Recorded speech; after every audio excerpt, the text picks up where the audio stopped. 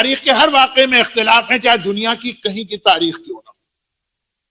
معصومین کی ولادت کی تاریخیں، معصومین کی شہادت کی تاریخیں، معصومین کی اولادوں کی تعداد، معصومین کے ازواج کی تعداد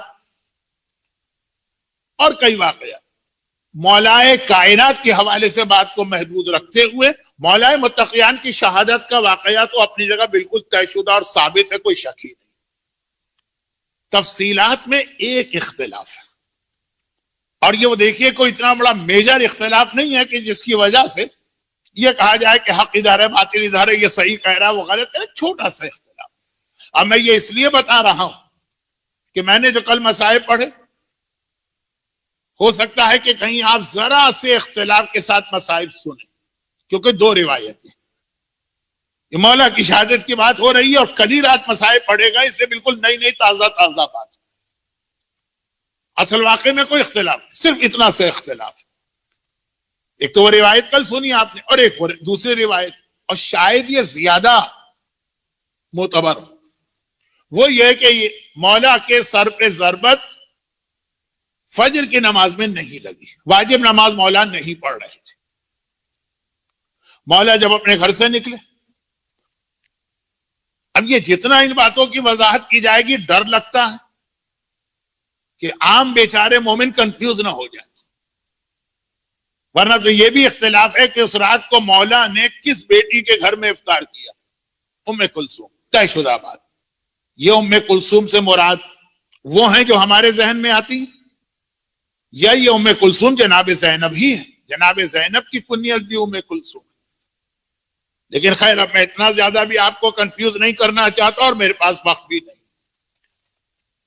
تو ٹھیک ہے، افطار کیا، اب مسجد کی جانب آ رہے ہیں.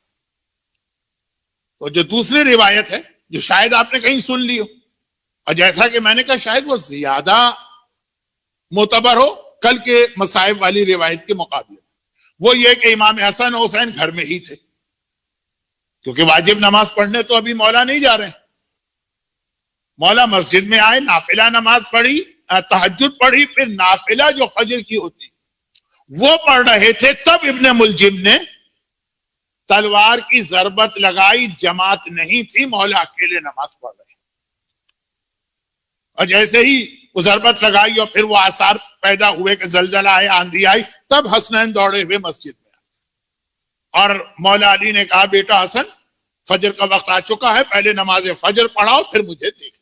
اور اس کے بعد پھر واقعہ وہی ہے. تو ذرا اتنا سا اختلاف، کوئی اتنا بڑا اختلاف نہیں. اس کو ہم کوئی کفر اور ایمان کا مسئلہ، عقیدے کا مسئلہ تو نہیں بنائے. تاریخ کی حقیقت، تاریخ میں دونوں طرح سے یہ روایت، اور دونوں روایتوں میں ایک بات طے شدہ. جو باتیں کل بیان ہو گئی وہ ریپیٹ نہیں کر رہا ہوں، اس سے ہٹ کر. اچھا، اب یہ رمضان کا مہینہ ہی اسلام میں بنیادی طور پہ آئسولیشن کا مہینہ. یہ ایک مہینہ ایسا نکالو جب دنیا سے بالکل کٹو بھی نہیں، لیکن دنیا کے معاملات کو ذرا سا سلو کرو اور اپنے آپ کو زیادہ اللہ سے کنیکٹ کرو.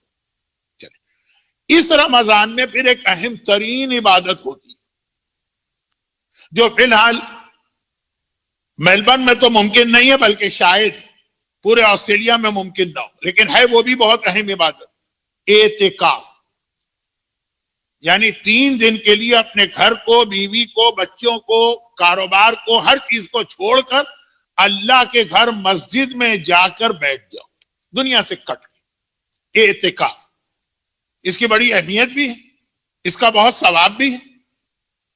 بلکہ برادران اہل سنت کے ہاں تو یہ واجب کفائی، نماز جنازہ کی طرح ہر محلے والے پہ واجب ہے کہ اس محلے میں کم از کم ایک آدمی اعتکاف ضرور کر رہے، ورنہ سب گناہ گار. جیسے نماز جنازہ کا مسئلہ، ہمارے یہاں اس کی تاکید بہت ہے، لیکن ایک بنیادی شرط ہے کہ یہ مسجد میں ہوگی، اور مسجد میں مسجد جامع ہو، ایسی مسجد ہو جس میں پبلک کا بہت آنا جانا ہو.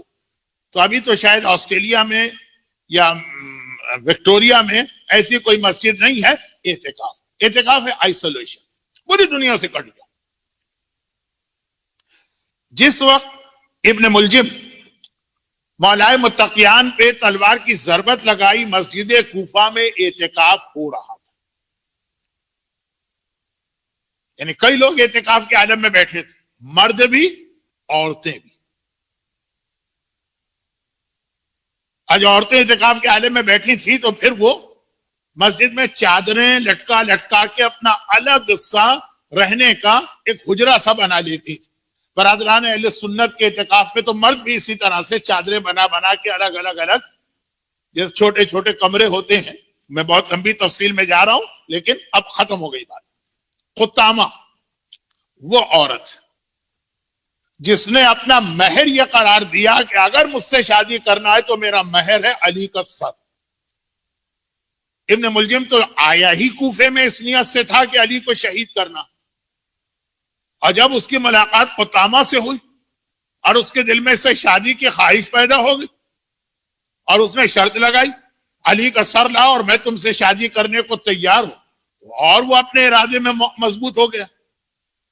اور پھر یہ خاتون مسجد کوفہ میں خیمہ لگا کر, لفظ خیمہ یعنی چادریں لٹکا کر, اپنا ایک حجرہ سا بنا کر اعتکاف میں تھی.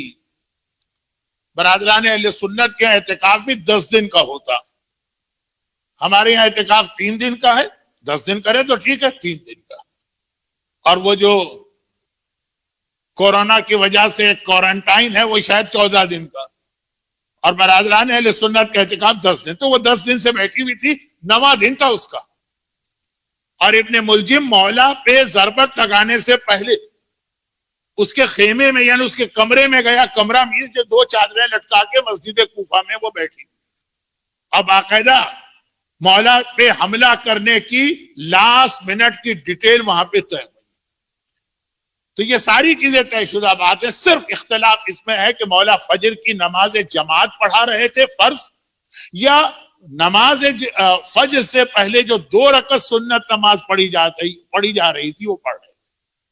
اور اگر وہ پڑھ رہے تھے تو حسنین گھر میں تھے, اگر جماعت پڑھا رہے تھے تو حسنین بابا کے ساتھ تھے. تو یہ اتنے مائنر اختلاف, اس کو تو آپ کو برداشت کرنا پڑے گا. اور ہمارے یہاں ان چیزوں کے اوپر اتنے اختلافات ہو جاتے ہیں کہ جی وہ فلاں مولانا نے تو الگ مسائل پڑھ دیے اور فلاں مولانا نے تو الگ مسائل پڑھ دیے.